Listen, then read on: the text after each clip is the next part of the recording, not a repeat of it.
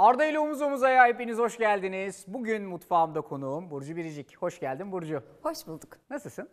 İyiyim galiba yani bir heyecanlandım, bir streslendim falan ama. Niye ya? Geleneksel mutfakta çok iyiyim dedim. Ben de senin için son derece geleneksel bir tarif hazırladım. Vallahi malzemelerden pek öyle görünmüyor. Yani hiç blueberry ile bir şey yapmadım evde. Yani çok şey değil aslında da bilmiyorum bakarım. Ay heyecanlandım ya, evet, niye böyle oldu bilmiyorum. Çünkü öncesinde çok brief alınmış hakkımda. Mutfakta çok iyi olduğuma dair. Ama şunu da duydum ki mutfakta iyiyim diyen herkes eline yüzüne bulaştırmış. O yüzden iyiyim demeyeceğim. Ne çıkacak bilmiyorum. Çikolata kasesi yapacağız. Yani kasenin kendisi çikolatadan olacak. Ha biliyorum. Çeviriyorsun falan. Donduruyorsun, kapatıyorsun, açıyorsun. Yani pek öyle olmasa da yakın. Onun içine bir tane çikolata mousse yapacağız. Evet. Bir tane bir mascarpone kreması yapacağız. Aa, çok iyi bilirim onu. Sonra da meyvelerle, dağ meyveleriyle süsleyeceğiz ve o şekilde servis edeceğiz. Çok kolay bir tarif, acayip kolay. Evet, biraz basit bir tarif olmuş. Daha zor bir şey beklerdim. Problem değil, yaparız. Güzel. O zaman işin içine biraz da zorluk olsun diye balon filan da katalım. Ha, onu da biliyorum. Balonda çeviriyorsun, sonra balonu patlatıyorsun, onu da biliyorum. Her şeyi biliyormuş. O zaman video izleyelim. bakalım başımıza neler gelecek. bakalım. Hazır mısın? Evet efendim, hazırım. Arda ile Görüşmek omuz omuza dileğiyle. başlıyor. Konuşamadım, hadi bakalım geçelim o zaman. Yani kendimce bir takım küçük iddialarım var tabii de. Yani hani ne yapacağımızı inan bilmiyorum. Ben bugün acayip iddialı, tuttuğunu koparan, mutfakta harikalar yaratacak bir Burcu Biricik bekliyorum. Bunu beklemek hakkım. Çikolatayı yeteri kadar temperlemezsen bunlar patlıyor. Tamperlemek. Temperlemek oda sıcaklığına getirmek. Ha.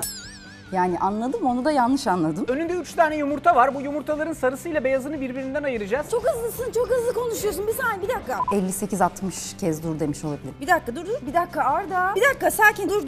Bir noktaya kadar efsaneydim. Sonra nerede hata yaptım da bu duruma düştüm bilemiyorum. Yumurtanın beyazını çırpmaya başla. Bir saniye. İnatla elimle çırpacağım dedi.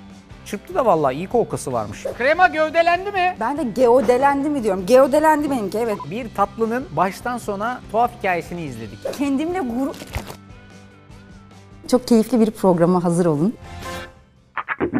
Burcu hazır mısın? Başlıyoruz. Evet, hazırım galiba. Bir şey söylemek istiyorum. Bir şey yapabilir miyim? Ellerimi yıkamak istiyorum çünkü ellerimle yapabileceğim şeylerden korkuyorum. Sonra efendim yok işte pis oldu, bilmem ne oldu. Bunları kabul etmek istemiyorum. Çünkü galiba her şeyi elimle yapacağım. Tamam hadi her şeyi elimizle yapacağız. Hoş geldin. Burada lavaboda buluşuyoruz biliyorsun değil mi? Ha. Burası bizim ufak tefek her şeyin üstünden geçme yerimiz. Her şeyin üstünden geçme yerimiz, şuradan kopya çekme yerimiz. Tabii evet. Bol bol lavaboya gelip elini yıkayabilirsin. Malzemeler aynı mı peki? Malzemeler aynı. Çünkü şöyle şeyler oluyor. Hiçbir farkı yok. Şimdi Aşçılar gerçek tarifi vermiyor ya. Evet. Önce beni lafa tutma. Önce çikolata çanağımızı yaparak işe başlayacağız Burcu. Evet. O kadar iyi bir insanım ki Evet. senin için önceden çikolataları temperledim. Çok teşekkür ederim. İstediğim şey şu, 2 tane çikolata kaseni de tezgahın üzerine alman. Bu çikolataları önden birazcık erittim. Ondan sonra da kısmen oda sıcaklığına getirdim. Seninkiler de hemen hemen o kıvamda. Evet tam öyle. Doğru mu? Konfirme Doğrudur. eder misin? Hı, kesinlikle öyle. Peki. Şimdi bir tane balon alıyorsun. Önünde 2 tane balon var. Balonu ananas büyüklüğü kadar şişiriyorsun ama daha fazla değil. Çok önemli. Ananas büyüklüğü kadar. Mesela bu kadar. Daha da fazla değil. Ondan sonra balonu bağlıyorsun Bu bir Burcu. ananas olur herhalde. Evet. Yani bir ananas.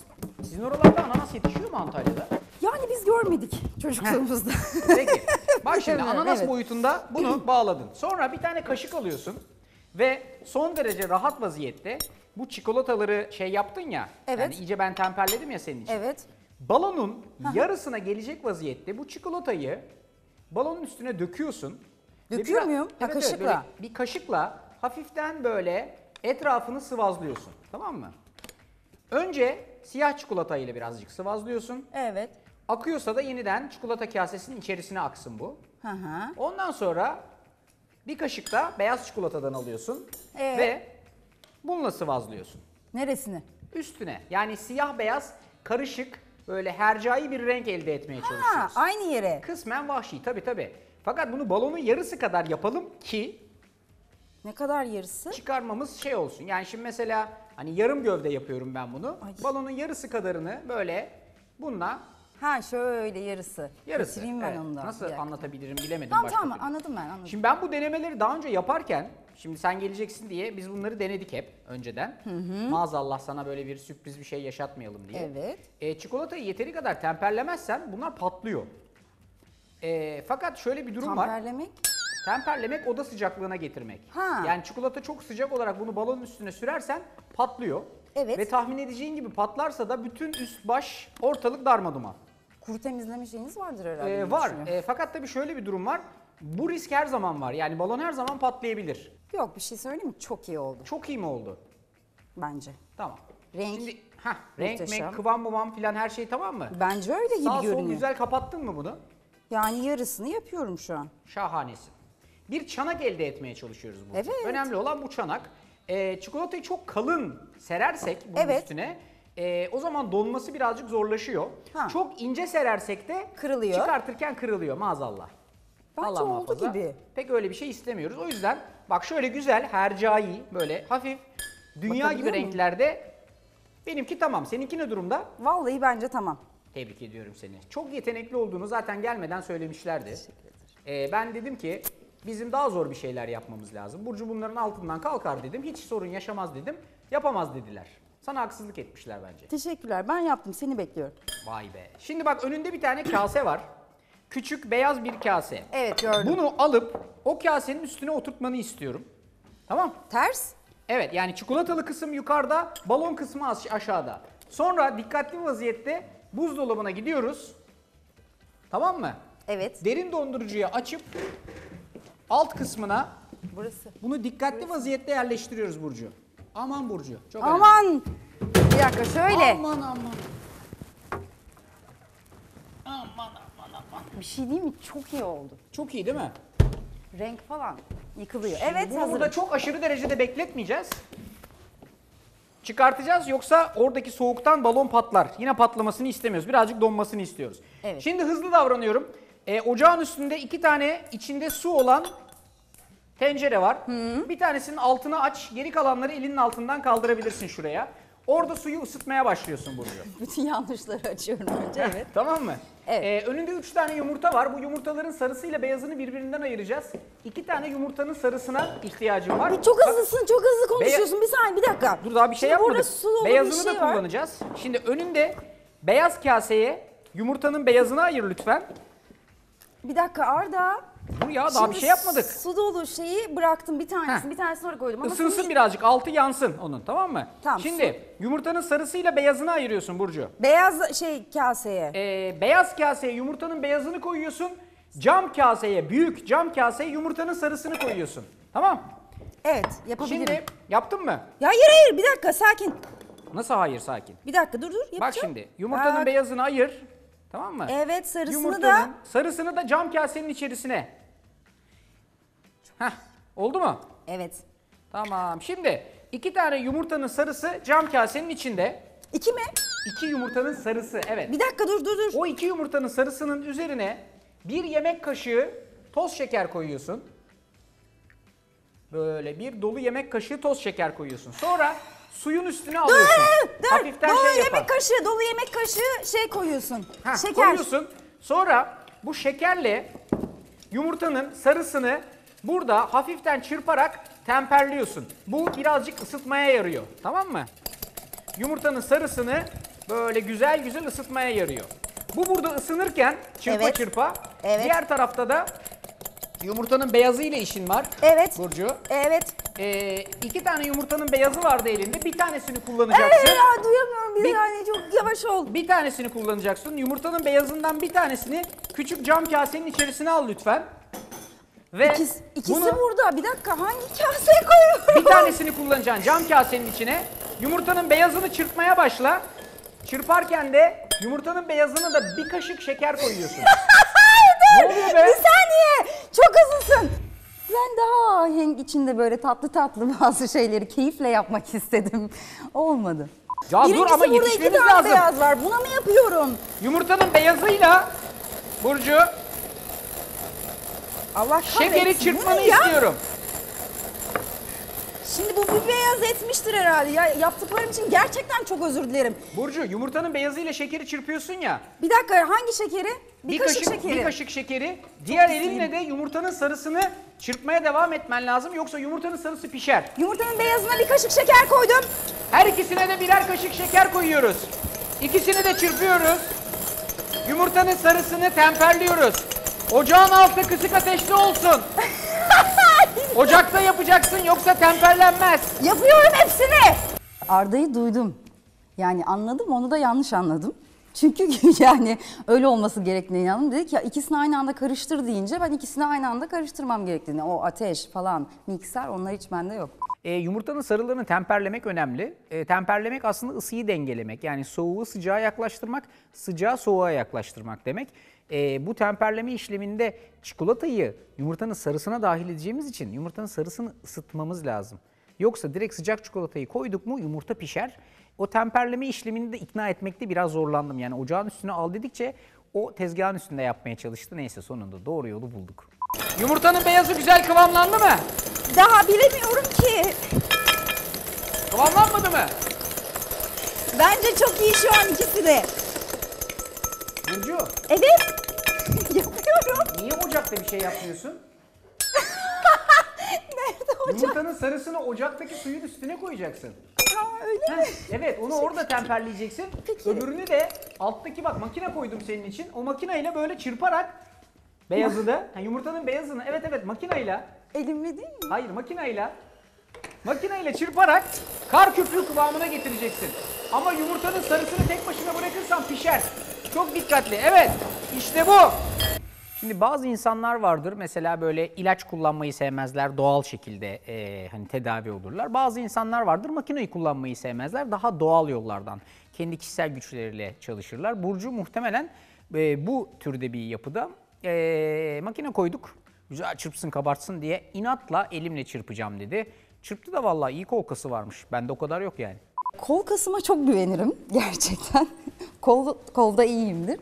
Ben orada anlayamamışım hikayenin ne olduğunu. Daha kötüsü mikseri hiç duymamışım.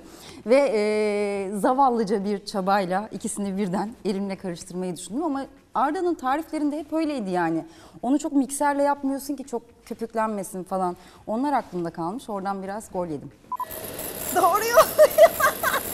Bir şey diyeyim mi? Seninkinden daha iyi olacak bence. Muhteşem, mükemmel Evet. bir kıvamda. Tebrik ediyorum. Harika gidiyor. Nasıl gidiyor senin?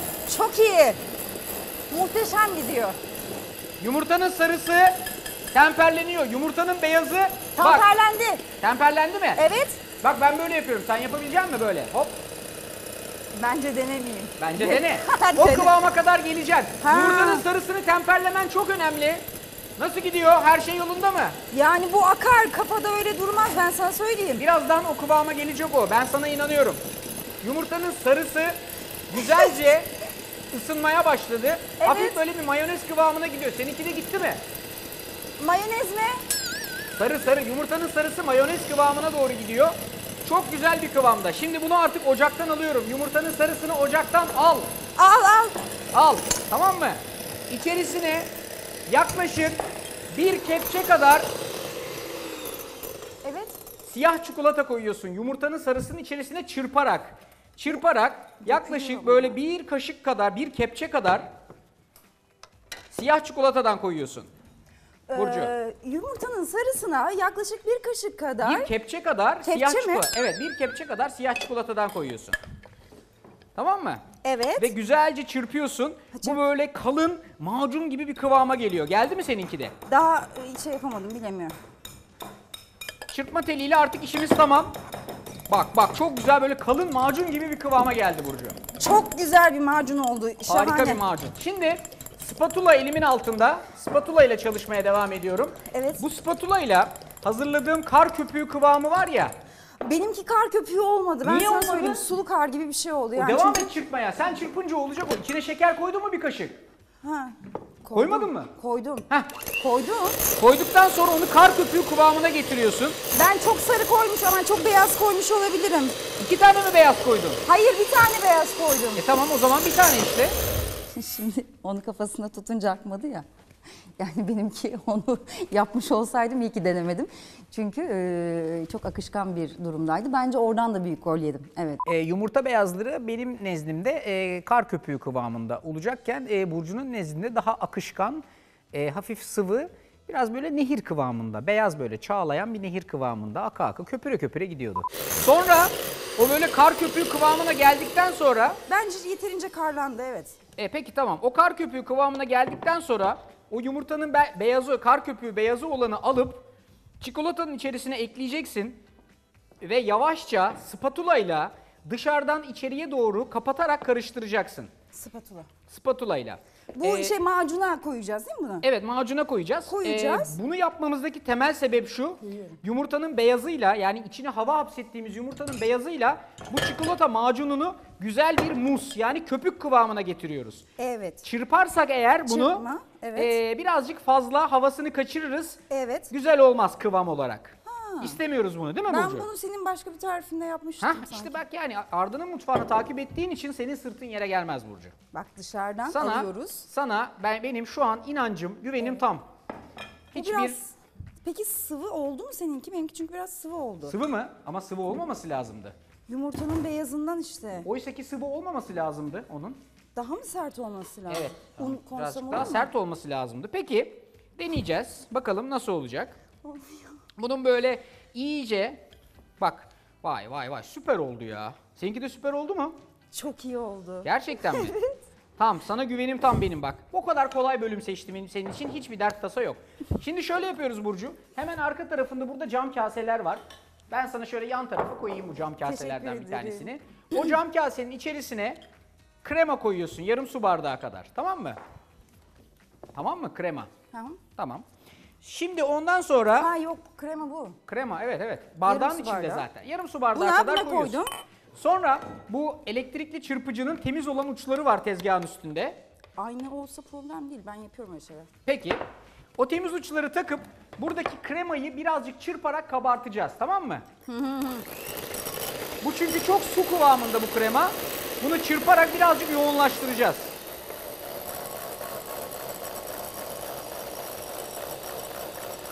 Alakası yok. Şununla alakası yok. Ne yaparmış? Yok bir şey. Yok bir şey de. Krema gövdelendi mi? Ne oldu mu? Krema gövdelendi mi? Krema diyorum, gövdelendi mi? Gövdelendi mi? Ben de geodelendi mi diyorum. Geodelendi benimki, evet. Gövdelendi. Gövdelendi mi? Tamam. Çok ustasın. Seni tebrik ediyorum. Bu kremadan bak bir dolu kaşık alıyorum. Bu kremadan bir dolu kaşık alıyorum ve hazırladığım musun içerisine koyuyorum. Yine aynı şekilde nazik hareketlerle böyle kapatarak karıştırıyorum. Bu onu daha da akışkan ve daha da yumuşak bir hale getiriyor. Benimki yeterince akışkan zaten. Öyle mi? Onda hiçbir problem Eyvahlar yok. olsun. Eyvahlar olsun. Evet. Şimdi bak böyle bayağı güzel ve akışkan bir kıvamda, tamam mı? Süper. Bunu artık daha fazla bir şey yapmaya gerek yok. Dur ben bir karıştırayım şunu. Karıştıracaksın. Evet. Tamam. Heh. Şimdi bunu sadece birkaç dakikalığına dinlensin, toparlasın diye dolaba atıyorum. Tamam. Tamam. Sen de at dolaba. Birkaç dakika orada dinlensin, toparlasın. Hızlıca son yapacağım Bir dakika. Nereye? Daha ben dolaba koymadım. Koy. Benimki tam olmadı. Koy, olmuştur ya. Tamamdır seninki. Bence Karışmıyor. sen beni kandırıyorsun şu anda. Yok vallahi ya şimdi karıştı. Yok sen her şeyi yaptın, beni kandırıyorsun. Ben şu an fark ettim bunu. Beni yavaşlatmak için böyle yapıyorsun. Demek ki daha çok hızlanmam lazım Burcu. Şimdi bunu dolaba koyuyoruz. Dolaba koyalım, biraz toplasın. Şimdi önünde mascarpone kreması var Burcu. Bu mascarpone kremasını gördün mü? Gördüm. Bu mascarpone kremasını Evet. daha böyle büyükçe bir kabın içine al lütfen. Ne kadar büyükçe? Yani birazcık daha büyükçe. O mascarpone kremasının üzerine yaklaşık 2 yemek kaşığı kadar pudra şekeri ekliyorsun. Bunun hepsini koyayım mı? Yani hepsini koyma, birazını koy. 2 yemek kaşığı kadar pudra şekeri. Tamam mı? Pudra şekeri mi? Mascarpone. Evet. Mascarpone'un hepsini koyuyor muyum? Mascarpone'un hepsini koyuyorsun. Üstüne 2 yemek kaşığı pudra şekeri ekliyorsun. Bunu böyle güzelce kaşıkla karıştırıyorsun Burcu. Bir Tamam saniye. mı? Sakin. Sen gidelim. bunu böyle kaşıkla karıştırdığın zaman... 2 kaşık mı? 2 kaşık, evet. Tamam. Bunu böyle kaşıkla karıştırdığın zaman Evet. çırpmadan Evet. hafif böyle güzel kremamsı bir kıvama geliyor. Doğru mu? Çok iyi, evet. Evet. Kesinlikle. Şimdi başka bir kaşıkla istersen bir tadına bak. Acaba birazcık daha pudra şekeri koysam mı dersen birazcık daha koyabilirsin. Tamamen usta sensin artık burada. Anlıyorum. Bütün mutfak tecrübelerini artık bu dakikadan sonra sahaya yansıtman lazım. Yani bir noktaya kadar efsaneydim. Ne kadar hızlı yapıyorsun? Ben yapamıyorum böyle bu kadar hızlı. Şaşırtacağımı söylemiştim artık. Sonra nerede hata yaptım da bu duruma düştüm bilemiyorum. Kendimle gurur... Bir dakika bu basılmıyor. Bak bir saniye bu basılmıyor. Şimdi spreyin fonksiyon almasını istiyorsak üstündeki parçayı açmamız lazım tabii ki. Ha açmamışım. Kapağını mı açmamışsın? Kapağının olduğunu bilmiyorum çünkü annem bana hiç göstermedi onun kapaklı bir şey olduğunu.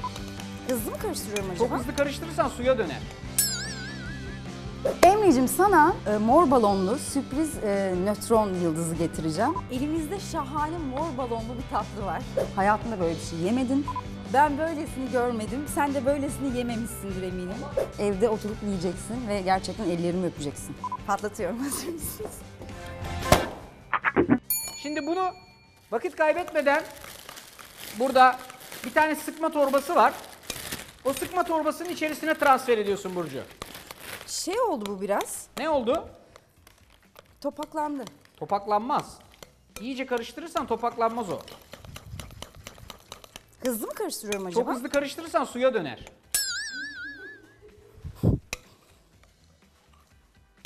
Çok mu hızlı karıştırdın? Yani biraz topak oldu ama. Topaklanmaz. Ama hızlı da karıştırmaman Şey gibi lazım. düşünebiliriz mesela. Ağza giren küçük şeker topçukları gibi mesela sürprizli bir tat olabilir. Sürprizli bir tat. Evet. Şimdi İçine, bunu içine başka bir şey mi koydun? o şey işte şeker. Evet. Şimdi bunu böyle uç kısmına doğru iyice yürütüyoruz. Tamam mı? Bu da bizim mascarpone kremamız olacak. Artık bittik. Her şey bitti.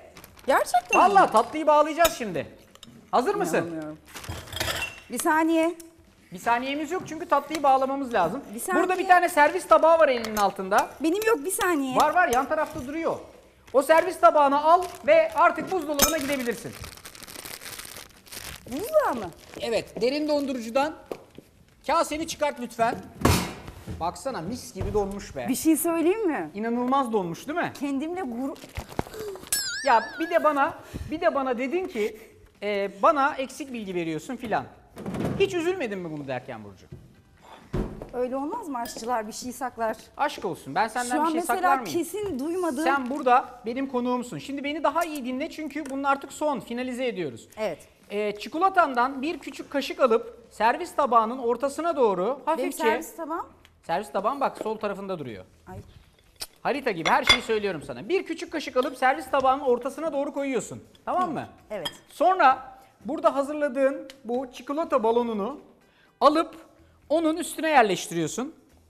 Evet bir saniye Tamam. yerleştirmiyorum. Şimdi bunun üstüne yerleştirmen yetmez çünkü bu alttakinin de donması lazım. Hı hı. O yüzden o daha Bir rahat dakika, ve güzel. bir saniye. O Ben güzel çikolatayı donsun koydum, diye donsun. ben sana bir tane burada soğutucu sprey aldım. Hani dedin ya bizim evde hep vardır diye. Evet. Ucuna da bu kırmızı çubuğu tak ve o çubuk, bir dakika. o çubukla beraber Balonu ters hafiften bunu dondurarak alt tabanı üst tarafa yapıştır. Ha? Bir dakika. Yapıştı mı? Bir dakika. Çikolataya mı sprey sıktım şimdi? Evet, çikolatayı öbürünün üstüne koyuyorsun. Ha şunun üzerine Tamam mı? koydum. Ondan sonra dondurucu sprey sıkarak ucuna tabii o kırmızıyı tak ki iyice dondursun onu. Kırmızı. İkisini birbirine yapıştırıyorsun. Bir saniye Sonra Ardacığım. Ardacığım bir saniye. Sonra bir tane iğne alıyorsun. İğne de dağ meyvelerinin arasında var ve Bir dakika, bu basılmıyor. balonu Bak patlat. bir saniye bu Nasıl basılmıyor. Ya bak benimki basılıyor. Ha açmamışım çünkü. Kapağını mı açmamışsın? Tamam. Heh, tamam mı? Bak ben patlatıyorum. Hazır mısın? Hayır sakın 3, beni 2, şey. 1 patladı. Kapağının olduğunu bilmiyorum çünkü annem bana hiç göstermedi onun kapaklı bir şey olduğunu. O yüzden evet orada bir yetişememe durumu biraz galiba sinir yaptı. Şimdi spreyin fonksiyon almasını istiyorsak üstündeki parçayı açmamız lazım tabii ki. Üstündeki parçayı açmadan ama bu mutfak neler gördü ya. Termometrenin kapağını çıkartmadan termometreyle ölçmeye çalışanlar, fırını açmadan pişirmesini bekleyenler. Bugün de kapağını açmadan bir sprey faciası ama çabuk toparladık. Adapte olması çok iyi ama. Mutfaktaki böyle bütün her şeye tak tak tak adapte oluyor. Hız konusunda da bayağı iyi. Balonda biraz. İnanılmaz patladı. Şimdi dikkatli bir vaziyette bunu artık içerisinden çıkartmak kaldı. Bir dakika. İğnem şurada. Patlatıyorum. Hazır mısınız? Patladı mı? Evet. Biraz ucu kırıldı. Aa, olabilir. Benimki de kırıldı. Ha tamam. Senden sıkıntı kıymetli yok. mi? Ne olacak yani? Balonla kalıyor anladığım kadarıyla. Balonlu mu kalacak seninki? Nasıl çıkaracağım bunu? Arda bunu nasıl çıkarıyorsun? Bunu böyle dikkatli bir vaziyette sıyırarak çıkaracaksın Burcu. Burcu ne durumda? Elimizde şahane mor balonlu bir tatlı var. Mor balonlu nasıl Ben yani? böylesini görmedim. Sen de böylesini yememişsindir eminim. Vallahi benimki gayet güzel çıktı ya. Seninkinin de çıktığını umuyorum ben ama Çok uğraştım aslında iğneyle ince ince. Arkeoloğum ben aslında, o ince ince çalışmayı çok iyi bilirim ama vakit verseler de yapardım. Vakit vermediler. bence Burcu'nun balonu çıkartmakta zorlanmasının temel sebeplerinden bir tanesi üstündeki çikolatayı birazcık belki kalın sıvamış olması olabilir. Eğer çok fazla kalın sıvadıysa, çikolata yeteri kadar donmadıysa balon ayrışmamış olabilir. Onu ince bir kıvamda sıvamak lazım. Ya ben mümkün olduğunca anlatmaya çalıştım ama evde denemek isteyenler çok aşırı kalın sıvamasınlar. İnce, tek parça bir kıvamda güzel bir şekilde de patlattık mı gayet rahat çıkar. Olay bundan ibaret. Balonu çıkarttıktan sonra içinden sıyırdın güzelce. Şimdi önce onu Sonra yapabilmem lazım. Bir kaşık alıyorsun Burcu. Tamam mı? O kaşıkla hazırladığın musu şöyle güzelce, bu zaten bak böyle iyice kıvamlanmış ya. Seninki de kıvamlanmış mı? Çok güzel olmuş. Muhteşem. Hangisi? Mus. Tam Bu, bunu ha, böyle mus şuram. ortasına doğru koyuyorsun. Çikolata musu. Bunu sen istedin. Çok özür dilerim. Nasıl evet. yani? Çünkü Bunu belli böyle ki- alıyorsun ve bunu şöyle bak tam ortasına doğru güzelce koyuyorsun. Tamam mı? Koydum. Koydun. Tebrik ediyorum. Sonra Yapacak hiçbir şey yok. Evet. Bir kaşık koydum. Daha koyayım mı? koy Hepsini koy bir iki koyayım mı? kaşık, bir iki kaşık koy. Sonra makasla hazırladığın bu beyaz mascarpone kremanın ucunu kesiyorsun Burcu. Evet. Makas. Tamam mı? Arkasından da Evet, bir böyle saniye, birkaç makas. tane bunun köşesine, kenarlarına doğru şöyle güzelce sıkıyorsun. Köşesine doğru. Böyle birkaç böyle küçük dokunuş yapıyorsun kenarlarına yani. Tamam. Ne oldu be? Bir tane de ortasına koy. Ondan sonra Evet. önünde Evet. güzel bir frambuaz reçeli var. Reçel. Evet. Evet. Görüyorum. Sos kıvamında. Hafif bir sostur bu zaten. Bundan kaşıkla Evet. bu beyazlı olanların üstüne böyle küçük küçük birer dokunuş yap. Tamamen süslemek amaçlı bunlar. Dokundum. Görsel. Çok iyi. Evet. Tamam. Evet. Hepsi ne kadar hızlı yapıyorsun. Ben yapamıyorum böyle bu kadar hızlı. Şaşırtacağımı söylemiştim Arda'cığım. Evet. Gerçekten şu an şoklardayım. Tamam. Evet. Hı hı. Ondan sonra da önünde bir sürü dağ meyvesi var. Evet. Bu dağ meyveleriyle şöyle bunu güzelce süslemeni istiyorum Burcu. Hemen süslüyorum. Muhteşemsin. Keşke sana daha zor bir şey verseydik Burcu ya. Söyledim size. Vallahi hakikaten bak şu anda şey oldum ben. Bugün gerçekten çırak çıktığımı hissediyorum. Ben çok iyiyim ya burada. Harikasın. Ben birazcık da çilek koymak istiyorum bunun üstüne. Tam olarak onu yapıyordum. Tebrik ediyorum. Çileği böyle küçük küçük küp küp kesiyorum. Sen nasıl kesmek istersin? Artık Allah ne verdiyse. Allah evet. ne verdiyse. Peki. Biraz böyle küçük küp küp kesip Evet. ondan sonra da artık servise Son çıkartıyorum dokunuşlar, ki tamam. gurur duyacak bir şey. Sıfırdan ortalama 25 dakikalık bir süre içerisinde sıfırdan bir tatlı yaptık ve bu Gurur şekilde duyuyorum. servise çıkartıyoruz Burcu. Gerçekten inanılmaz. Hazır mısın? Evet. Harikasın. Birazcık da nane yaprağımız olsaydı onunla da süslerdik. Yoksa da sorun yok. Evet, artık ben servise çıkartıyorum Burcu. Ben de çıkartabilirim. Tamam. Dönüyoruz. 3, 2, 1 ve servis. Yani bir noktaya kadar efsaneydim. Sonra nerede hata yaptım da bu duruma düştüm bilemiyorum. Ama galiba benim olayım tatlı değil. Hırs yaptım, bir de tuzlu yapmaya geleceğim. Yani çünkü bunu burada bırakmam. Böyle bir improvize hareket. Şurada anlaşalım. Tamam. Sen benimkini yiyorsun, ben seninkini yiyorum değil mi? Evet, maalesef. Program öyle. Ya öyle balonlu. Ya oradan bakınca bir şey yok. Değil mi? Oradan Bence de. göstermek lazım. Ama bak şekli şemali güzel. Böyle hazne geniş. Böyle hareler yerinde. Müthiş. Ben Keşke- ömrümde böyle bir şey yapmadım. Çok teşekkür ederim. Rica ederim. Gerçekten. Ben de ömrümde balonun içinden bir şey yemedim. Balonla beraber çikolata da yavaş yavaş inmeye başlamış durumda. Şimdi Arda'nınki o kadar ayakta dururken benimkinin o kadar ayakta duramamasında bence içinde kesin bir sıkıntı vardı diye düşünüyorum. Şimdi şöyle söyleyeyim, Sezar'ın hakkı Sezar'a. Burada enteresan bir model var. Yani böyle tatlı masaya geldiği zaman kendi içine doğru çöküyor falan böyle. Tatlıyla yüzleşiyorsunuz, bakıyorsunuz tatlı size böyle bir hareketler duruyor. Benimki kendi başına duruyor öyle. Hiçbir albenisi, esprisi yok. Ama Burcu'nunki böyle sürekli bir hareket halinde. Bir ileri gidiyor, bir geri geliyor falan, böyle canlı bir organizma gibiydi. Enteresan tabii. İçinden balon çıkmasa daha da enteresan olabilir. Gördüğünüz gibi muhteşem bir tatlı yaptım. Evet. Arda ne yapmış tam olarak anlayamadım. Ama olsun. Benimki kendi içine doğru çöken yıldız misali. Yani hacim değişiyor, ağırlık değişmiyor. Şey gibi bu, hani Instagram'da videoları izliyoruz ya, böyle sıcak çikolata dökülür ve şey yapılır. Ben onun dökülmeden halini yaptım. Bence bu büyük bir yetenek. Ben sana bir şey söyleyeyim mi? Bu çikolatacılık tarihinde bir ilk olabilir. İlk olabilir. Bunu masaya getiriyorsun böyle, adamın önünde böyle form değiştiriyor. Evet. İnanılmaz. Ben tadıma bakmak istiyorum. Ben de bakmak istiyorum da balonundan kurtararak. Bence benimki de güzel olmuştur. Güzel valla. Bak bakalım. Balona gelmiyor. Ay, gerçekten çok iyi Yalnız bir olmuş. şey söyleyeceğim. 8 saat balondan kurtaramadım. Bak kendi kendini kurtarmış çocuk. Bak. Uğraştırmadın işte, öyle şey değil yani. Senin gibi uğraşmadım onu çıkarmak için. Yani o kendiliğinden gidiyor. Ben tabii biraz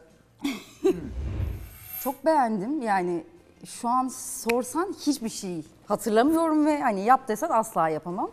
Çok hızlı konuştu Arda. Her şeyi yanlış yaptım galiba ama fena değil. Yani tadı hiç fena değil. Güzel. Sunumda sadece bir sıkıntımız oldu. Yani benim için endişelendiyseniz aslında çok endişelenecek bir şey yok. Şimdi haksızlık etmeyelim. Niye? Çünkü balon dediğin yenilebilir bir şey yani. Ne var? Çocukken balon yemedik mi biz yani? Ne diyeyim abi? Balon yani. Balon kısmını yemediğimiz sürece endişelenecek bir durum yoktu. Ay, ben yaptım diye söylemiyorum, çok güzel olmuş. Ellerine sağlık. O nasıl? İş yapar mı? Güzel güzel, fena değil. Fena Olur. değil. Biraz çalışırsak sanki Alırım. olacak. Ay yok, ellerine sağlık, şahane Ne demek? olmuş. Afiyet olsun. Senin de eline sağlık. Tabii vaktimiz olsa bunu daha böyle soğutarak yapsak, hani içindeki de iyice böyle soğuyacak, çok da güzel kıvama gelecek. Maşallah, maşallah. Maşallah, çok iyi, çok iyi. Yiyelim, yiyelim. Valla Burcucuğum, senin tatlı sürekli şekil değiştiriyor. Yani sıkıldıkça bir forma doğru giden bir kıvamda. Sürprizli. Sürprizlerle dolu bir tatlı. Tatlımızın adı mor balonlu sürprizli nötron yıldızı tatlısı. Bu bana ait, bana has bir şey. Patentini de alırım diye düşünüyorum. Bu hafta Arda ile omuz omuza da konuğum Burcu Biricik'ti. Çok teşekkür ediyorum. Ayağına sağlık. Ne demek, Umarım ben sen teşekkür de ederim. çok eğlendin. Çok eğlendim Kapanışı gerçekten. sana bırakıyorum. Söylemek istediğin genel bir şey varsa. Vallahi şahane iş çıkardığıma inanıyorum. Ellerime sağlık. Daha başka bir şey diyemeyeceğim. Çok utanıyorum şu an. Şey desene, pastacılık okullarından ve 5 yıldızlı otellerden teklifleri açayım da istersen. Açığım, gerçekten öyle. Yani bence beni değerlendirsinler. Oyunculuktan sonra şu tatlıyı yapmayı deneyebilirim ki marka olurum. Evet. Bu haftalık bizden bu kadar. Çok teşekkür ediyorum Ben tekrar. teşekkür ederim. Umarım Ellerine eğlendin. sağlık. Çok eğlendim, evet. Önümüzdeki hafta Arda ile omuz omuza da artık tatlı mı tuzlu mu bir şeyler yapacağız bilmiyorum. Ama yine de mutfakta çok keyifli vakit geçireceğiz. Bunun garantisini verebilirim. Bu haftalık bizden bu kadar. Hoşçakalın. Vallahi çok eğlenceli geçti. Bir tatlının baştan sona tuhaf hikayesini izledik. Önce yapılırken başına gelenler, ondan sonra tam oldum diye sahneye çıkarken içten içe çökertilen bir imparatorluk gibiydi adeta tatlı. İçten içten gitti be.